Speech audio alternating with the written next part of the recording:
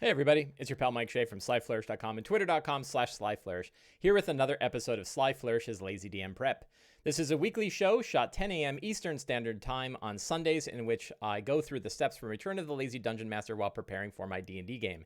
Today, normally I would be talking about my regular Sunday Ghosts of Saltmarsh game. However, that game, most of the players in that game are also Dungeon Masters, and they all went off to a convention that I am not at to run games themselves. So instead, I am running a not exactly a one-shot game, but an irregular Dragon of Icespire Peak game.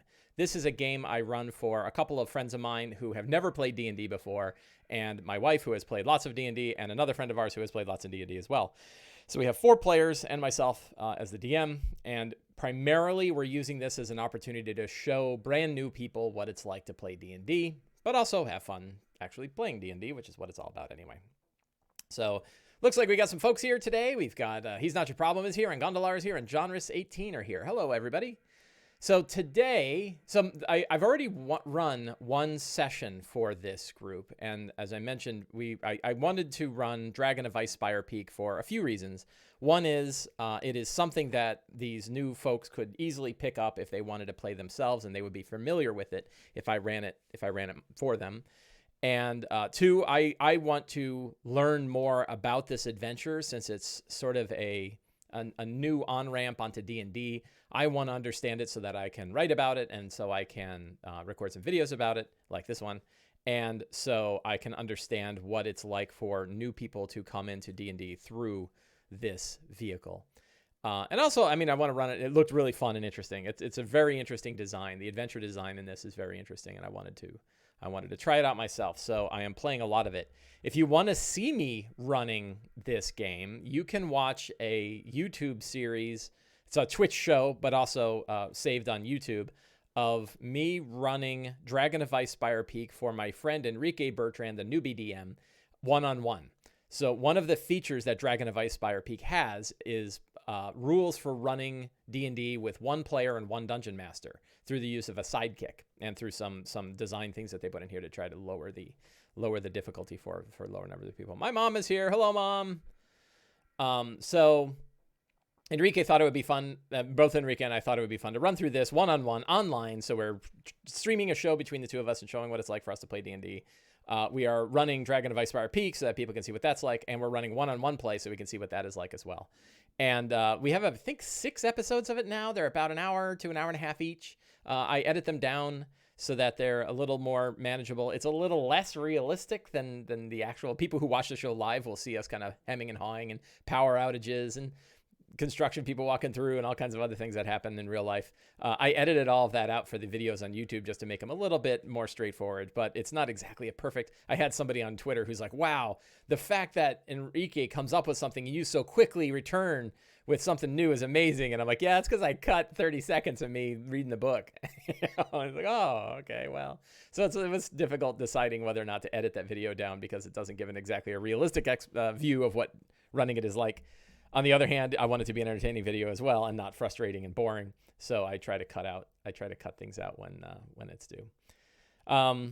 He's Not Your Problem says, I'm planning to run the D&D Essentials Kit as part of a Learn to Play D&D open table game in my local board game cafe. Excellent. So hopefully this is helpful. I will say, and I'm not going to turn this, the show is actually, for me to prepare for my D&D game that's happening in 2 hours. But I also talk, and I've got an article on Sly Flourish where I talk about this as well. It's unfortunate that the adventure needs work, in my experience, and having researched it and read a lot online, I don't think I'm alone in this. Particularly, the first level adventures are too hard for first level characters. They throw monsters in there like ochre jellies that are just way more powerful than a first level character can really handle, even if there's 4 of them. And one of the adventures we're going to talk about today has a real tricky bit. Where for lower level characters to face. So particularly there's a lot of creatures that have like immunities or resistances to things that low level characters would have, and the creatures do a lot of damage, like manticores that do a lot of damage. There's a lot of ways to deal with it. It's still a great adventure. It's still really interesting. It's still very playable. my hope is that people who are going to run it do a little bit of Googling first and read some of the things that need to be done in order to get this adventure to run well, because I don't think out of the box, I don't know. I hope I'm wrong. I really want to be wrong. I want new DMs to grab this and run and just go, wow, I love D&D. And then they're into the hobby with all of us. I really want that. I do worry that their first experience with D&D is going to be confusing, going to be confused about fighting ochre jellies. So I think when it comes to teaching new people how to play D&D that are not experienced, the starter set is still the right way to go. I think the starter set, I think in my opinion, the starter set's a better all around product, except for two things. And the two things that it just clearly doesn't have. It doesn't have any rules for one-on-one play, which would be really nice. Although there's no reason that you couldn't have one player play two characters and then lower the stuff. So I think with a little tiny bit of work, you could get Lost Mine of Fendover to run with one player. I don't think it would be hard at all. And two is it doesn't have character generation. It doesn't have any rules for building a character, where the Essentials Kit does. The Essentials Kit also comes with some other accessories that are nice. A bunch of cards that you can use, maps, a DM screen, and a bigger set of dice. So those are all. So it's a fine price for like whatever it is. I think it's $15 on Amazon, and for $15, it's a great product. It's just that the adventure could have used more play testing, in my opinion, on the assumption that I am correct. Right. I could be wrong. And it turns out first level characters love fighting ochre jellies. Yeah, I don't think so. So let's take a look at preparing for today's game. And we'll dive in and talk more about the adventures in this game as well. Let's jump over to Sublime here. So I've got my notes started. As you can see, this is the 8 steps. 1, 2, 3, 4, 5, 6. Which step is missing? One of the steps is missing. Oh, where's the strong start? There we go. So I've got my 8 steps. Who are the characters? What's the not strong start, not strong star. Who are the characters? What's the strong start? What scenes might occur? What secrets and clues might the characters discover? What fantastic locations may they uncover? What NPCs might they run into? What monsters might they fight? And what treasure might they acquire? Those are the 8 steps from Return of the Lazy Dungeon Master. We're going to fill those out today. Because we are running a published adventure, we need fewer of these steps, or we can spend less time on these steps than we typically do. So characters is going to be tough for me. I have characters, so let's see. We have Merrick, which is funny because I have a friend, Merrick Blackman, who I talk to all the time about this kind of stuff. But in this case, Merrick is a character played by Brian. I don't remember what class he is. I don't remember anything about these characters. So we played one session before. I thought it was going to be a one-shot game, but the players liked it enough. They're like, hey, they immediately emailed me and said, hey, when can we play again? So we're like, oh, that's tricky because I'm running 3 games a week already. So it turns out, hey, my Sunday game canceled. So why don't we play on Sunday? So that worked out. But I think this is going to be one we're going to have to schedule it every time. Wow, I need a thumbtack or something for my coffee. So we have Merrick, played by Brian. We have Wex, played by Paul. We have Argon? Yes. Argon, played by Dan, who is a dwarf cleric. I know that one. And we have Calasandri, played by Michelle, my wife, who is a paladin. I am having a hard time. So I remember that Paul blew up when plucking a bead from a necklace of fireballs. I think he was a fighter. I think he was a human fighter. I'm pretty sure. I think Brian, what did he play? Did he play a bard? Oh, I'm trying to remember what he did in the game. Oh man, I suck at this part, boy. So obviously I need to spend a little time, and I think the group could probably help because, it was a one-shot game. We're all just learning how to play. They're figuring out which die is the Roll20. By the way, I think I can use my D4. I have a very spiky D4. Look at that thing. Metal D4 to burrow the hole in my coffee. Oh, look at that. Perfect. You didn't know that a metal D4 is a perfect instrument for popping a hole in the lid of your coffee, but now you do. There's another tip. That one's free. Save that for Lazy Dungeon Master 3, the Lazy Dungeon Mastering. Also a caltrop. Yeah, if you have enemies, throw your D4 on the ground. If you are fleeing from enemies, throw your D4. They're also, if you have a big bag full of dice and you dump that whole bag on the table, the way to sort out the D4s is just scoop all the dice up with your hands and put them in the bag, and what you have left are all the D4s because they're impossible to pick up. I hate D4s. So clearly, our first scene needs to be a character introduction. So I'll do let's reintroduce the characters, and then let's talk about what happened in last week's game. I think will be a good way to start this session. Because I don't remember much about what happened in the last game. So the strong start, let's see. They are returning to Phandalin after they completed 2 quests. So the way Dragon of Icespire Peak works, which I think is a really interesting, very straightforward way of running a D&D adventure, is you go to Phandalin and you go to the inn, and outside of the inn, outside of the town hall, is a bulletin board, and on this bulletin board are quests. And there's 3 quests on the board at any given time, and you can complete those quests in any order that you want. You can pick the ones you want. Once you have done 2 of them, they refresh, and you get 3 new quests. And in your first quest, the first time you run through the quest, you gain 1 level per quest for each of the first 2 until you are 3rd level. And then once you are 3rd level, it goes up by 2. You get every 2 quests you level up, which is a little interesting because I think the adventures, we'll take a look, but given that the final adventure, you don't have enough adventures to get to 4th level, to 5th level by the time you're in 5th level quests, which I think is a little tricky. That some of the adventures later on are intended for 5th level. I think most of them are, and you're not going to be 5th level at that point, and that's a problem.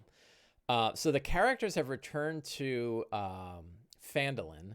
Why don't we jump over? Let's just have some interesting things going on in Phandalin. So we're going to jump back over to this screen here. We're going to pop up the Lazy DM Workbook, which, by the way, has been very popular.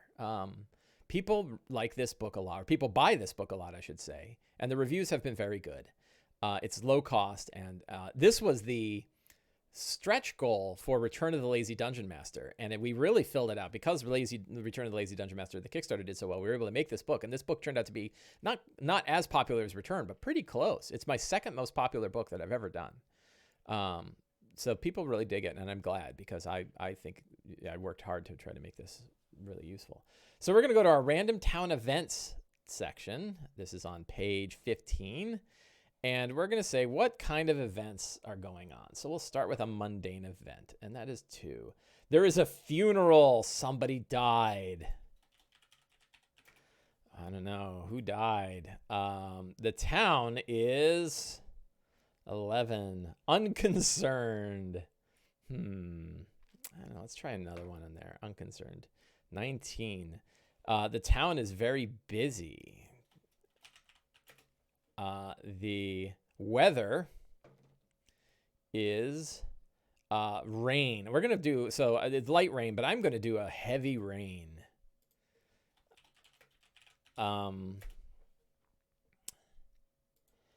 And is there a fantastic event going on? Probably not, but it never hurts. The blood moon. Yeah, see, a blood moon rises. Yes, I like it. Tentacles get... Joe Kupski says, tentacles appear in the sky. Hey, Joe, how are you today? So, yeah, I'm pretty sure tentacles appear in the sky is one of these. Isn't it? Yeah, tentacles, there, 12 on Fantastic Events. Fantastic Events is one you want to play a little loose with. You know, maybe not on that one. So they are unconcerned about the rain. Well, they should be, because rain with a blood moon. I think this is going to be caused.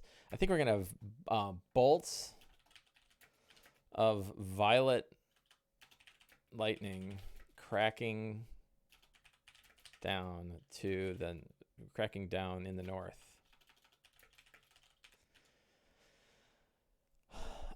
So I have a reason for this, which is one of the yes, he's not your problem, is thinking exactly where I'm thinking, which is, are these the anachorites of Talos? And the answer is yes. This is all tied in with one of the major plots of the anachorites of Talos. Now, we're also going to cheat a little bit. Not cheating exactly. Let's jump back over to... Actually, we get it in the lower screen here. So we're going to jump over to Dragon of Icespire Peak, and we're going to look at Adventure Begins. And there is...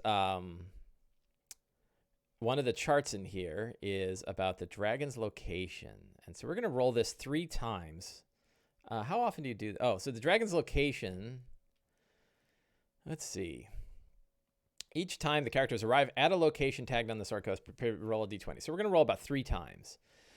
So on day 1, during the funeral, the dragon is at Star Metal Hills. So let's see. Dragon locations. I have no idea where Star Metal Hills is. And the second time, the dragon is at the Dragon Barrow.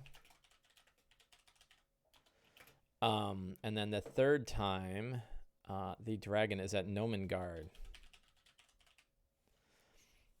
And we'll do a fourth, just a rare circumstance I need a 4th location. Butterskull Ranch. So one of the ways, here's a trick that I enjoy. When we think about the style of DMing that I proselytize in Return of the Lazy Dungeon Master, I talk about knowing where the villains are, like putting yourself in the mind of the villain, right? Instead of us planning out how the story of an adventure is going to go, we instead put ourselves in the minds of the villain and say, what are the villains up to now? And one of the villains, there's probably 2 main villains in this campaign.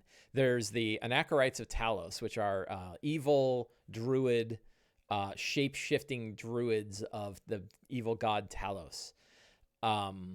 And then there's the white dragon itself, Cryovane. And when we put our mind in Cryovane, we don't really have to do a lot of work on this, but one thing we can do is figure out where is the dragon at any given time. And it has this great dragon location chart, which typically only means that if the characters happen to be at a location and the dragon happens to be at the location, obviously there's going to be a different situation in that case. And if you happen to watch the show that I did with Enrique on Friday, he ran into the dragon. But he had just picked up the dragon slaying battle axe at the time. And the dragon saw it and was like, I don't know if I want to tangle with him, and kind of roared at him and flew away. So that came up because the roll happened to be at the place he was at, that 1 in 20 chance that the dragon shows up at the place he happens to be. But the dragon goes somewhere. So what we can do is we can say, like, well, if it goes to Star Metal Hills, which I guess is listed here. Where is Star Metal Hills? Star Metal, I guess it's just location. Range of rocky knolls, so named because it has star meteor showers. Hills are haunted by ruthless barbarian tribes, giving others little reason to visit the area. So we could say, like, Star Metal Hills displaces barbarian tribes. If we wanted to do some extra homework, we could pick one of the tribes from one of the barbarian tribes that's in Storm King's Thunder. So maybe we'll see how we do on time, and if we have time, we can look up one of the Storm King's Thunder tribes. If somebody in chat wanted to do a little homework, what would be one of the interesting barbarian tribes from Storm King's Thunder that would make sense for the barbarians who happen to be at Star Metal Hills, who got displaced when the dragon showed up? Dragon Barrow. What did it do with the Dragon Barrow? I like the idea that the bones, there's the bones of a dragon.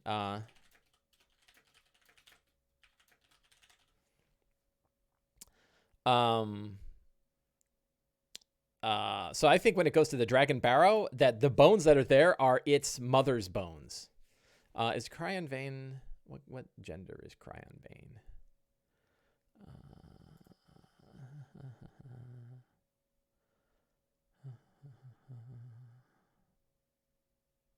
Just says it. So it doesn't matter. We'll just call it it. And then Nomengard displaces the gnome, so you might have gnomes that show up. And then Butterskull Ranch will probably route the orcs and Big Al, right? Maybe he survives it. I don't know.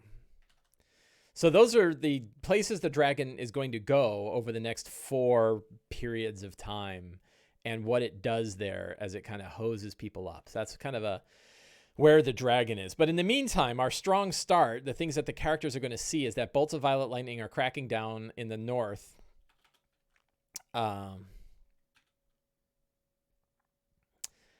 And let's see, there's a funeral. Let's get some names.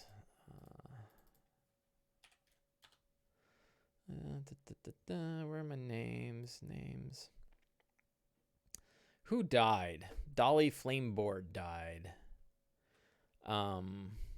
Funeral for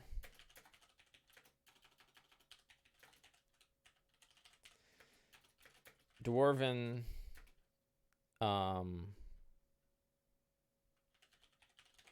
Dwarven adventurer who tried to take on, faced Cryonax.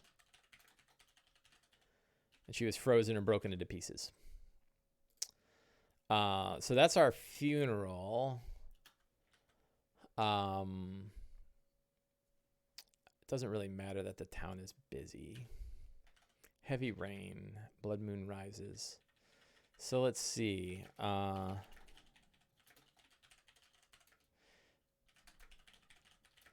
Dolly Flameboard was exploring old ruins on the Sword Mountains, right? So let's go back to our game here. And which one of the... So where was the... is it Icespire Hold is where the dragon actually shows up, right?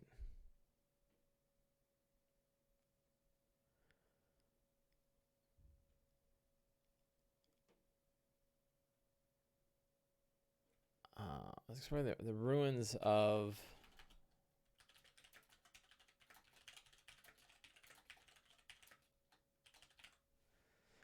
called Icespire Hold.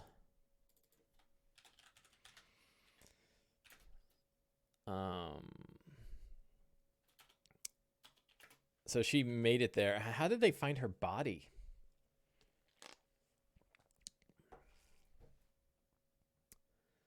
Right? Like if she went up there and was killed by a white dragon. How did she make it back? Did it chase her? Did she like flee and then hunted her down? They found her along the road. I don't know. Oh, maybe she was killed by the Stone Cold Reavers. So she wasn't killed by the dragon.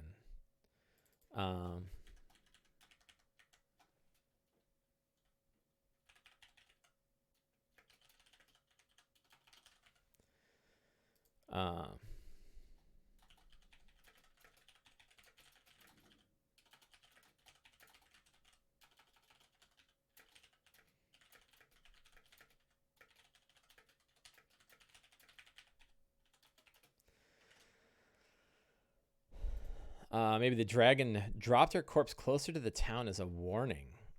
That's not bad.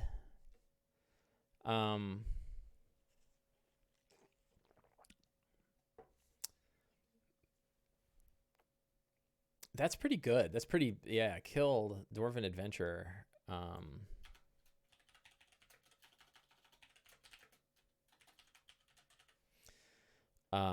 I like that.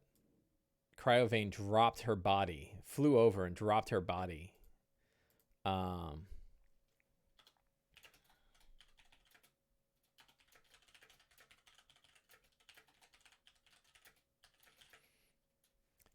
it dropped her on the road, right? What's that central road? Tribor Trail, right? That was about it. Is dropped by Cryovane in the Tribor Trail as a warning.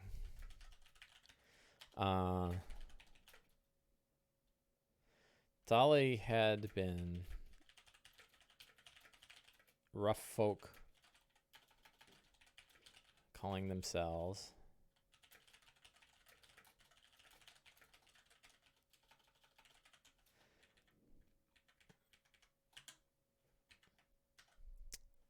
So this is we jumped straight to secrets, as you can see. Oh, I put these in the wrong section. That's 3. There we go.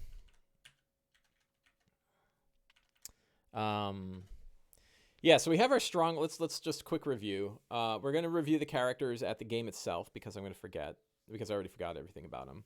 Our strong start is that there's a funeral for Dolly Flameboard, a dwarven adventurer killed by Cryon Vein. There's a heavy rain and a blood moon rising up through the rain as the rain breaks. And there are bolts of violet lightning cracking down to the north. Let's see. Orcs displaced from the mountains.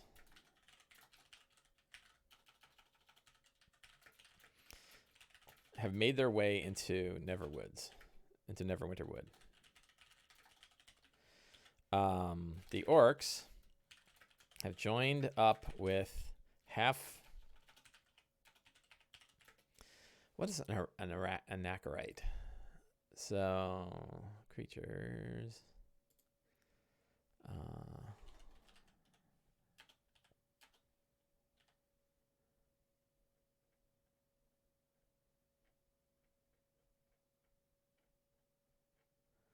Lots of creatures.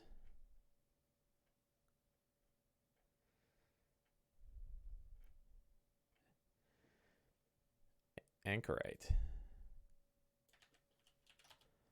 Time to learn something. A religious recluse. Ah, yeah, you learn something every day.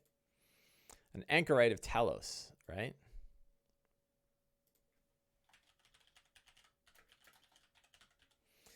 Let's do a quick look up on Talos.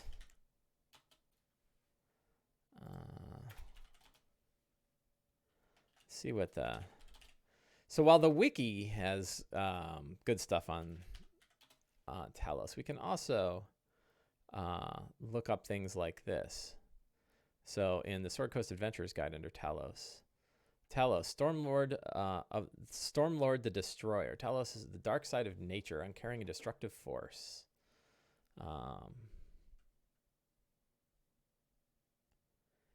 Those who favor him see a succession of random events, Sea of Chaos.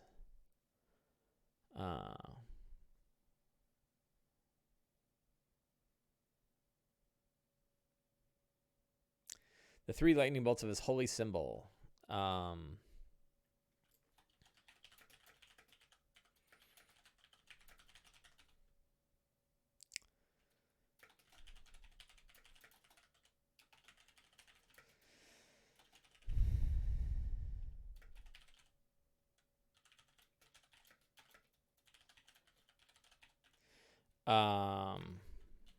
Followers wear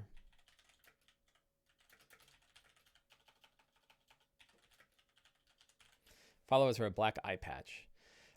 Secrets are a great way to kind of tell people about gods they don't know about. It's a nice way to sort of drop in if you know that gods are going to... Oh, sorry. I forgot to switch back over. So yeah, here's the secrets and clues. And I'll read through all of these. But basically, yes, when you're doing one of the things, so secrets and clues have many valuable uses, but one of them is to turn the world's lore into bite-sized nuggets that matter to the characters. So in this case, I'm not talking about every god of the Forgotten Realms. I'm talking about one god, and I'm talking about Talos because they're tied to this strong start of lightning bolts cracking down in the north, right? And they're going to learn about the anchorites of Talos. And who the hell is Talos? Talos is the storm god. So learning a little bit about Talos and learning about the black eye patch and learning about the lightning bolts, these are things that the characters could run into, right? They could see one of the anchorites wearing a black eye patch. They could see a holy symbol of 3 lightning bolts kind of etched into the ground. All of that is kind of useful bits of information that the characters can discover as part of the exploration pillar, and yet is also world building at the same time. So if you're building your own world, you can do a similar thing, which is you don't, as my friend Enrique will say, they don't care about the 58 gods of your pantheon, but they do care about the the one god that matters to your enemies. Now, maybe they care about their gods too. So, you know, that's something where you could spend a little bit of time kind of digging into, who are the gods that you worship and stuff like that. But then a lot of time that you can ask the player to kind of do that research rather than you. You don't have to, you know, unless it's your campaign, in which case you want to tell them about your world anyway. So, what else? So I think the kind of interesting thing, the Anchorites are upset about the logging of Neverwinter Wood.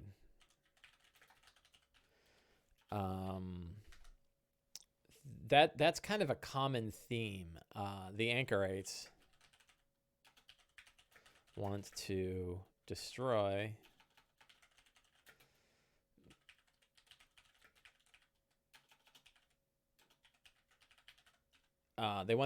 neighboring civilizations.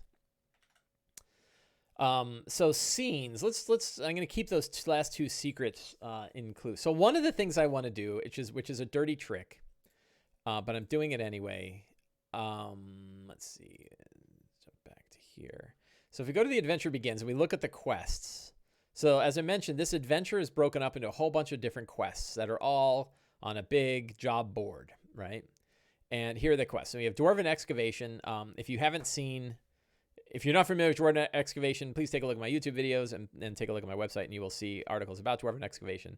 Nomengard was one that I ran that for another group. I've run Nomengard now once. I've run Dwarven Excavation twice.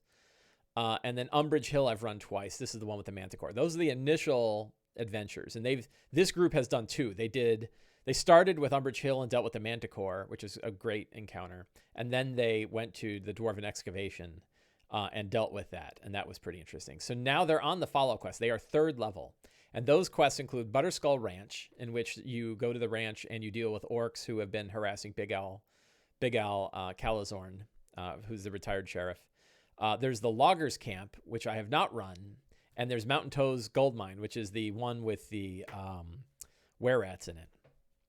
And all of these quests are the ones that 2 of these 3 quests will get you to 4th level, which in a game with 4 characters is probably about right.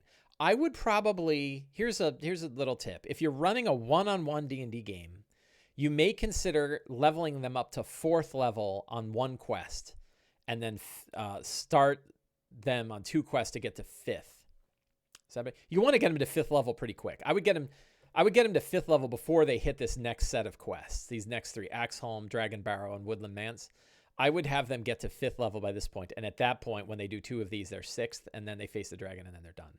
Because I think it's too hard. I noticed this when I was running the one-on-one game with Enrique, that when I ran the one-on-one game with Enrique, he was underpowered for the quests he was doing, and it's already too hard because he's one-on-one. So I had him level up.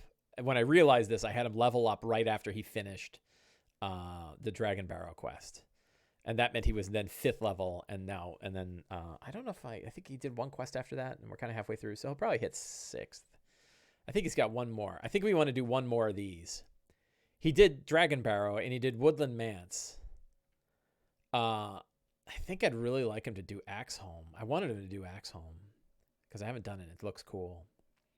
But I think maybe after that, he's ready to face, Cryon Vein. So our next session might be our final session. We'll see. At that point, I will have run them all. Oh, no, he still has like the circle. Yeah, so he's still got another one to go before he hits 6th. Anyway, but we're not worried about that. We're worried about this stuff. So these are the 3 quests, but I really want to do the Loggers Camp quest. So when they go to the quest board, that is going to be the only quest that is currently sitting on it. And that the other 2 will be there when they come back from this one. So the scenes are the funeral, Enlightening, the quest, which is going to be Loggers Camp. And then when they're done with that and they return, then they'll have the possibility of the other 2.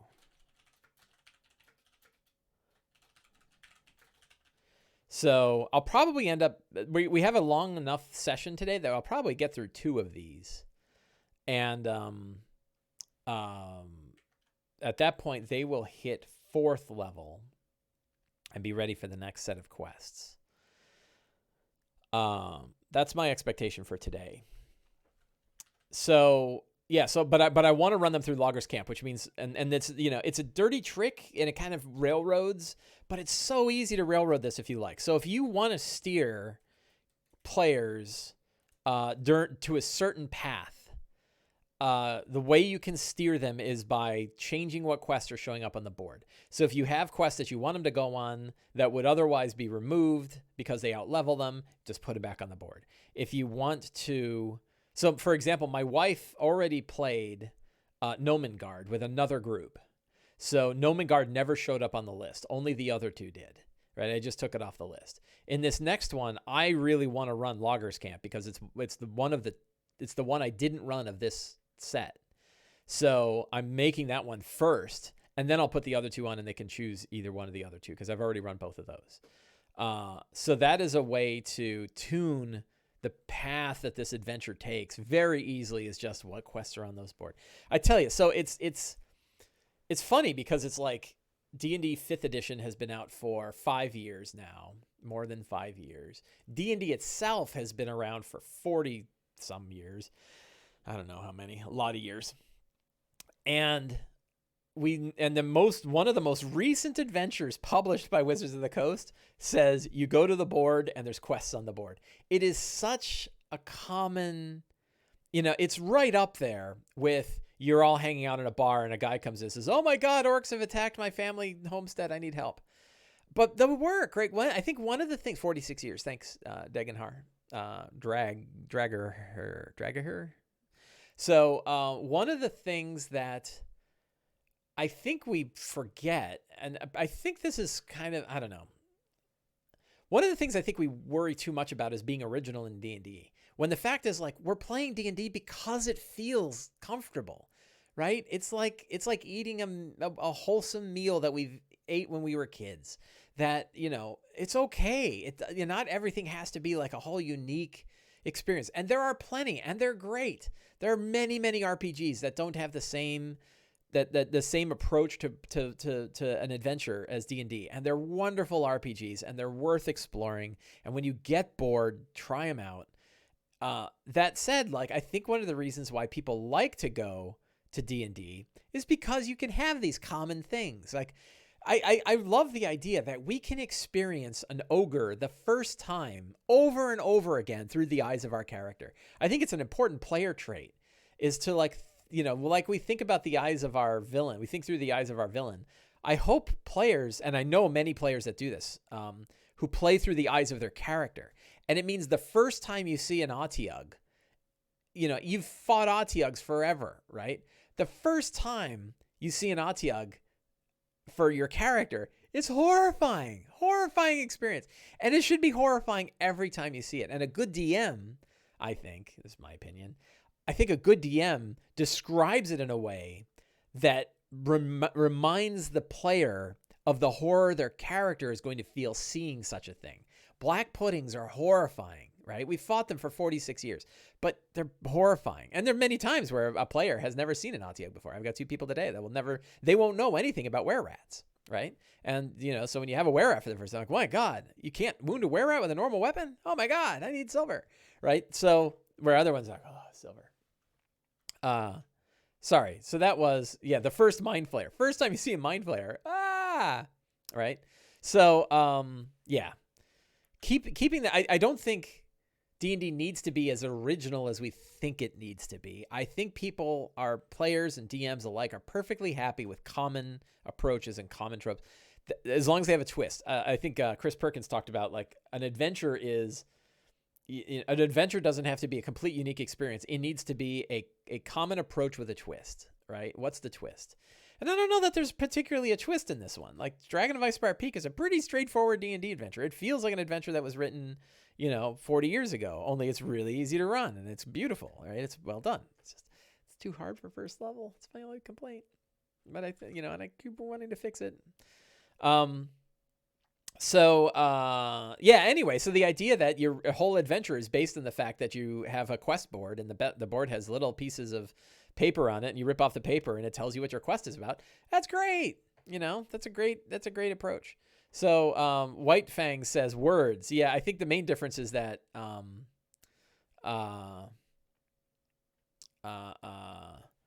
I think that the older adventures use many more words than current adventures do. And these adventures are 2 pages. So like Umbridge Hill, right? Which is one of the adventures I ran last time, is 1 page, right? It's a 1-page adventure. That's pretty great, right? It's a little encounter, but it's it's one page. And a lot of the Loggers Camp is 2 pages. That's the one I'm going to run right now. Mountain Toes Gold Mine is 2 pages. These are short adventures, few words used. Some of the big ones, Icespire Hold, is 4 pages, huge. I really think that is a very interesting approach that the Dragon of Icespire Peak packs these. I think it's how many quests? A whole bunch of quests into a 30-page book, or 40, including the monsters, 40-page book. So, yeah, so let's talk about Loggers Camp. So Loggers Camp is one I haven't run. And as I mentioned, it is a 1-page adventure. It is short. This is the whole text. Nice map. Let's open that map up in a new window so we can see what it looks like. And if I recall, the whole story of this adventure, let's see, Loggers Camp, Neverwinter is rebuilding after Mount Hotna. Oh, this is a good secret, right?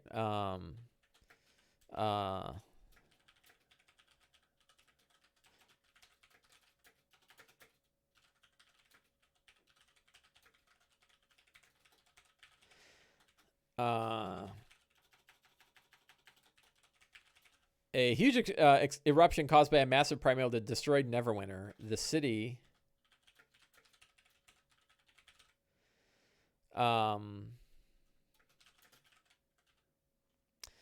has been rebuilding for years. And they're logging, and they the camp so Tybor Wester is is Tybor still around? I can't remember if Tybor's dead. And anchorites of Talos have hidden a totem.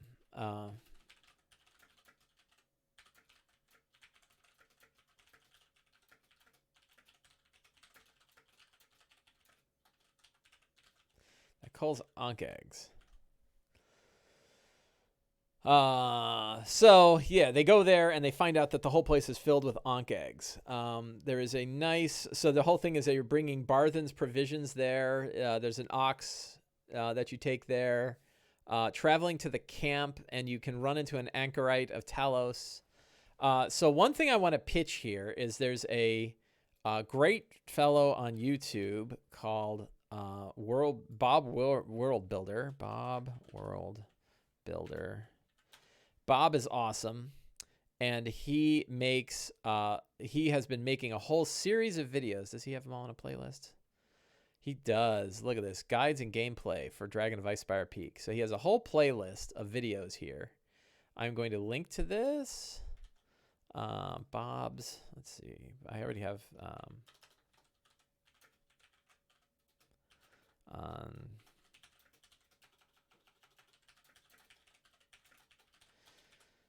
Bob doesn't know this, but I'm going to ask him if he would be interested in coming on to the DM Deep Dive and diving deep into Dragon of Icespire Peak as the new starter adventure. I think it would be worth an hour show to do that. So he has a bunch of live play. They're not quite live play. They're heavily edited down short videos of his playthrough of Dragon of Icespire Peak with him and two of his players. And he also does these 5-minute guides on playing them. One for each of the quests. He hasn't gotten through all of them yet. Oh, and look, he's even got them color coded by their difficulty. That's pretty awesome. They're really short. They're really worth doing. And before running it, I watched I think it's worth watching the video where he preps it. They're very tightly edited, really great videos, way better than any of the videos I do. And he talked about, I watched his Loggers Camp video right before I did this show, and he had some good ideas for Loggers Camp. And one of them is that when you meet the anchorite of Talos transformed into a boar, this boring encounter here, instead of it being by itself, it's with some pigs from the Butterskull Ranch, from Big Al. I think it's BAK. Let's do a quick go back. Butterskull Ranch here. Butterskull Ranch. Big Al Calazorn, right? So BAK.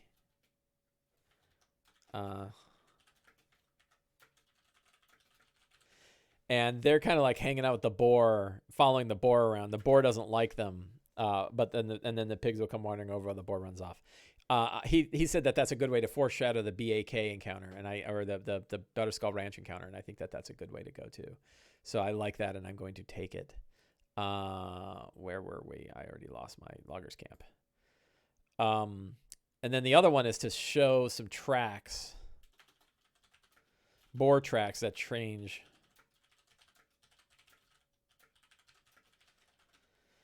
Boar tracks that change into human tracks is another scene. So the main thing here, the one thing I think I'd like to change is it's just Onkegs. And I think it's Onkegs after Onkegs. It's like 3 Onkegs, 1 Onkeg, you know. Is it just, let's see.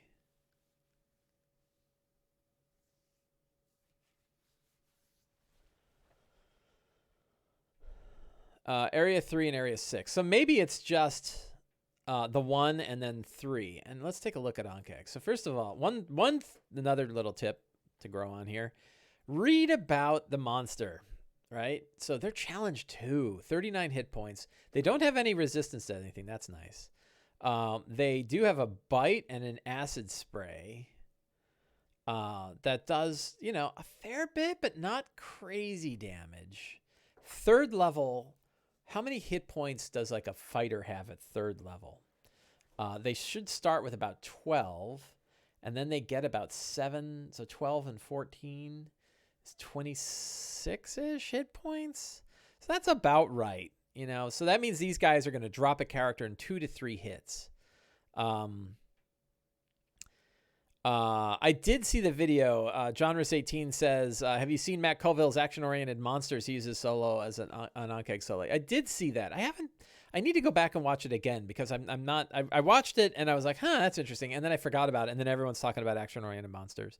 And I think it's kind of like his version of the elites and solos from 4E. I know he liked a lot of the monster design. A lot of people like the monster design in 4E.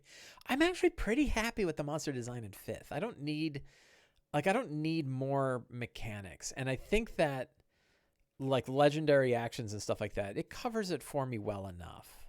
I think I'm just willing. And he had a very good point, which I think people miss. Not to diverge into Matt Colville and action-oriented monsters. One thing he mentioned, which I think is absolutely critical that I'm sure no one really considers, all of the stuff he was doing was stuff he was doing in his head, and he was doing it quickly, right? And I agree with that a lot. I think that DMs keeping tools in their heads to modify monsters quickly. And I like to have what I refer to as the dials, right? That when you drop a monster on the table, the DM has these little dials that they can turn to change how the monster operates in this encounter. And they're like cheat codes. One of them is hit points. Raise and lower those hit points and do it in your head. You don't have to change your hit points. But if they're having a hard time with the Onkegs and it's boring, they don't have 39 hit points anymore. They could have as few as 12. Is that right? 60-10. No. Yeah, they could have as few as 16. So if you look at an Onkeg, Onkegs have hit points between 16 and 72. No, 66. they could have between 16 and 66 hit points. That is a huge range just on this sheet. And then if you want to be, if you want more than that, go ahead and give him more. Give him 80, right? Give him a big Ankh-Egg and give it 80. Go ahead and cheat on hit points. Change your hit points depending on what matters in the game, and particularly how fun it is. So if they're fighting 3 Ankh-Eggs, maybe they're smaller and they have 25 hit points instead of whatever have. That hit point is the average, and you're free to change it back and forth. The other one is damage. Let's say they're fighting 1 Ankh-Egg and they're having a really easy time with it. I might give it a bite and maybe a claw, right? I might add another weapon to it. So maybe it does a bite and then it does a slash that doesn't include the acid damage and the grapple, right? And I'll just take that bite and I'll just make a lighter version of that and give it a claw. So it can do it on another character. That way, if it gets ganged up on and everyone's having too easy a time, that's a way for it to, to get more powerful. Or if I'm like, man, this is really hard, maybe it's 1d6 plus 3. So I take it from 2d6, which is 7 or from 10 hit points to 7 points. If they were second level or something like that. You can change that damage up. Also, if they're having a really easy time and they're more powerful than this, you can increase that damage a lot from 10 to 15, right? Maximize the damage from 2d6 plus 3. The maximum on that could be 15. So I might do 15 damage, right? Instead of it. Or 15 damage plus 6 acid. So now it's a lot. It's 21 points of damage they can do instead of 13. It's a lot of damage. So that's another dial, right? So those to me are the 3 dials. Number of attacks, which you can increase or decrease. Number of hit points, which you can increase or decrease, and the amount of damage that the attacks do, which you can increase and decrease. Those to me are good ways to like modify a monster that I can do in my head. I don't have to think hard.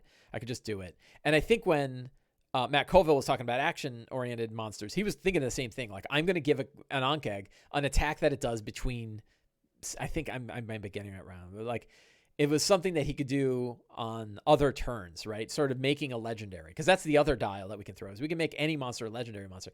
As long as it's really legendary. Like, I wouldn't do it for normal monsters. If characters are having an easy time with a monster, just let them have the easy time.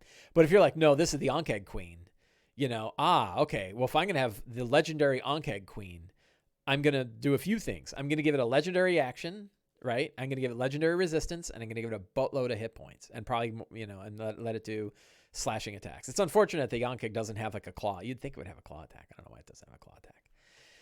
Anyway, I was thinking if Ankh-Eggs might be,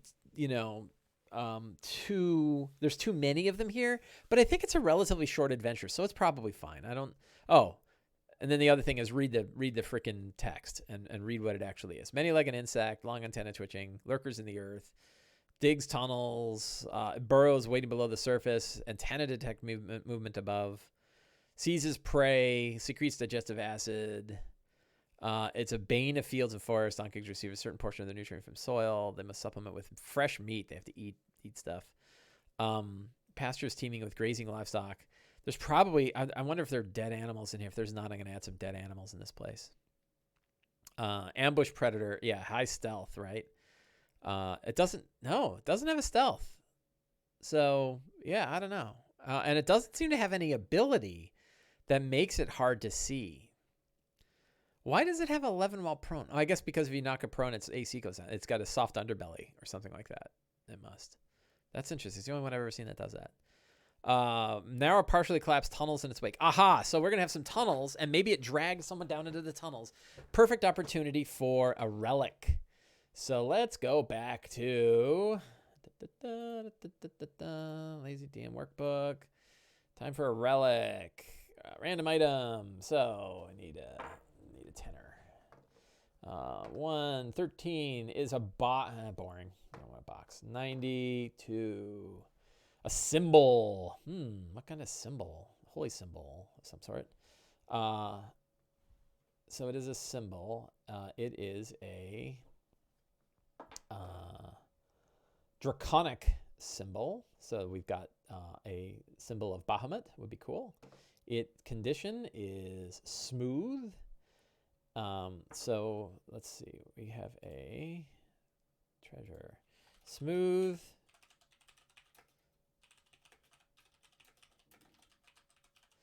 Smooth draconic holy symbol of Bahamut. That casts what? Let's find a spell. Single effect spell. I'm gonna let's see, 37. Burning Hands. It's not bad.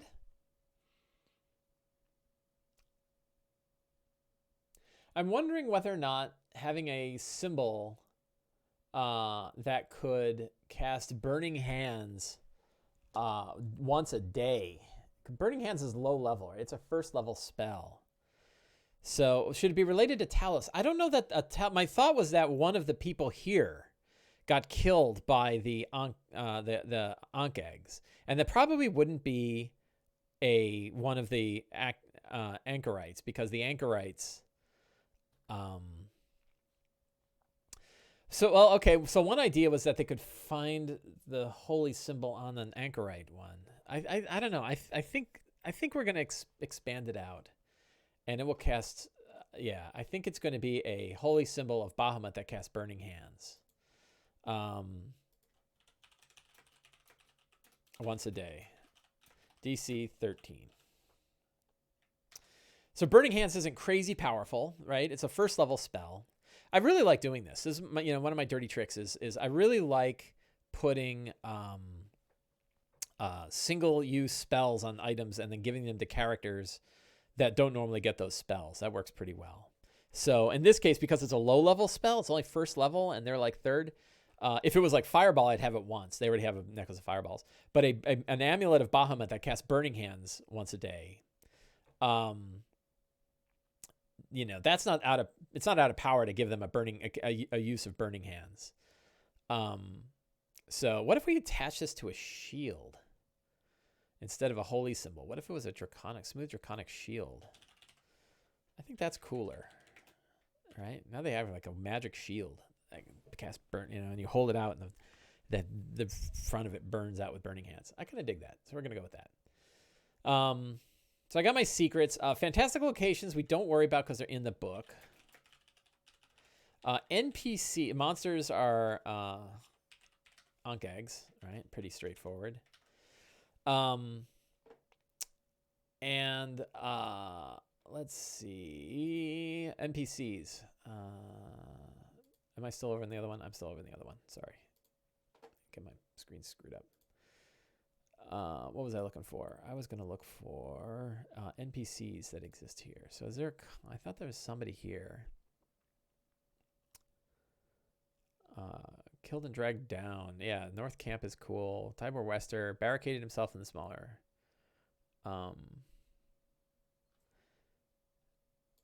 So here's our NPC. We're just going to copy that right out and stick that right in my notes. Human commoner barricaded himself in the smaller office.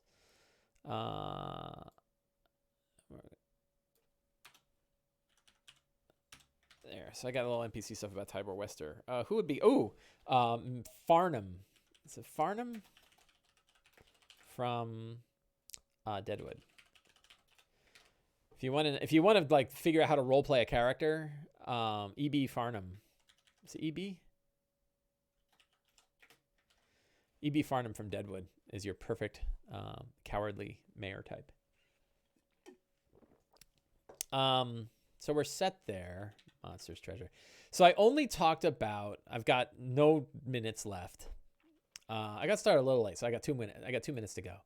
And we're going to talk, I'm going to give one little tip. So the other possible quest they could do is Butterskull Ranch, which I'm not going to talk about, or Mountain's Toe Gold Mine. And the one thing I'll talk about with Mountain's Toe Gold Mine is that on the way, if they run into this, they have to find, one of the things they could do is,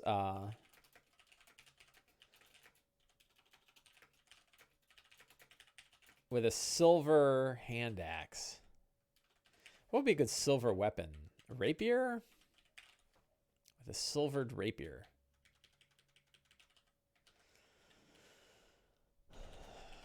We'll just call it weapon.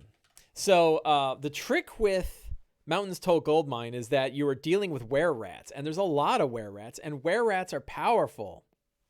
Short swords are always good. That's true. And were-rats have so were-rats are, this is a big spoiler for this adventure, but the whole thing is a big spoiler. You travel to the mine and you find out, there's dead orcs, right? I might replace the dead orcs, with other, I don't know. You could drop, the main thing is you want to get a silvered weapon in their hands before they show up here, because if they don't, the were-rats on the assumption they don't have a magic weapon, were-rats are immune to non-magical attacks that aren't silvered. And that sucks. That sucks particularly if you have low-level characters, if you have few characters. So so one of the things you can do instead is say that they killed like a bandit, and the bandit knew that they were were creatures, and they attacked them with silvered weapons. So there's at least one silvered weapon in there, and that can be sort of thrown to one of the characters if they get into a fight with these guys. But were-rats are tough. 2 attacks around, 5 damage each. They're tricky little buggers, and CR2s, right? And again, if you're second level fighting these guys, it's tricky. So I guess they're in the second tier, so you'd be at least 3rd level. Is that right? Yeah, you'd be 3rd level by the time you face them.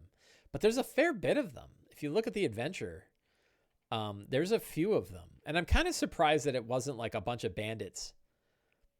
A bunch of bandits that were led by a single were-rat would have made more sense to me. I'd keep the giant rats in here. The carrion crawler's fine. But it's a lot of were-rats. 2 female were-rats, and then you go in here. 1 male were-rat for each party member. Oh my god. That's a lot of were-rats. Yeah, 1 were-rat is for 4 second level one. But look at this one. You go in, and if you have these 2, right, if the guard come in, it's a lot of were-rats. I would have replaced them with bandits. I'm surprised that they don't have a bunch of bandits being followed by a were-rat. Would have made more sense to me, but and that might be an option, is change them with bandits. Now, my players will probably be 4th level. No, they'll be 3rd at that point. But they already have 1 magic weapon because they got one in the last one. And they'll get a silvered weapon. So 2 of the 4 of them would have magic weapons anyway, and then they have spellcasters. So that is an option. The other thing you can do is just like put another relic out there that casts magic weapons, so that they have this item to cast magic weapon, but they won't necessarily know when to use it or not. And it's not like they know, like, oh, we should wait till the were-rats show up before we cast magic weapon on this. So it's a tricky one.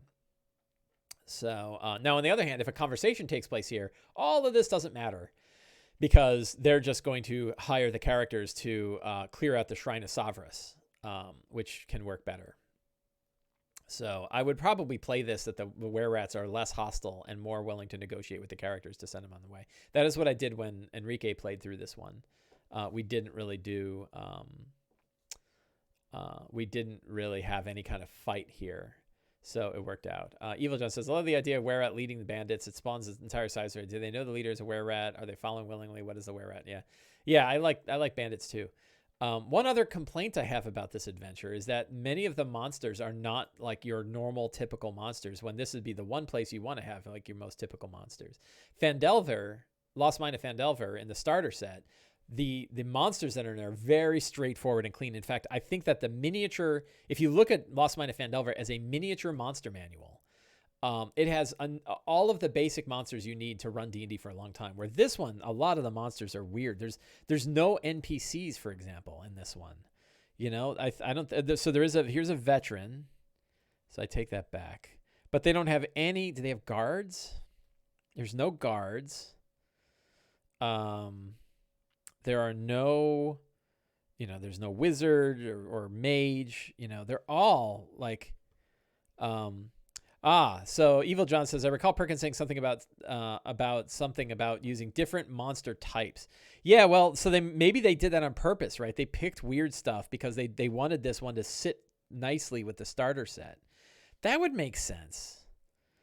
And again, it gets to my recommendation, like start with the starter set. I think the starter set is probably a better way to start playing D&D. Anyway, I think we are good to go with my notes today. One thing is like this adventure, more than most, you can almost run right out of the box without really a lot of prep. And obviously I just did an hour of prep. So, who could say? I want to thank everybody today for spending the time in Twitch and hanging out and chatting with me today. And for those of you watching on YouTube, I hope you found this video useful and or entertaining. And we will move on from there. Evil John says, will there be playing again on Friday? Yes. Enrique and I are planning to play once again the The Adventures of Barrow and Bing. So you can see that on 9 a.m. on Friday morning. And then on Sunday morning at 10, I will be doing another episode of this where I'm probably back to preparing for my Ghost of Saltmarsh game. Thank you all for coming. I hope you had a good time. And hopefully this week you can get out there and play some D&D. See you later.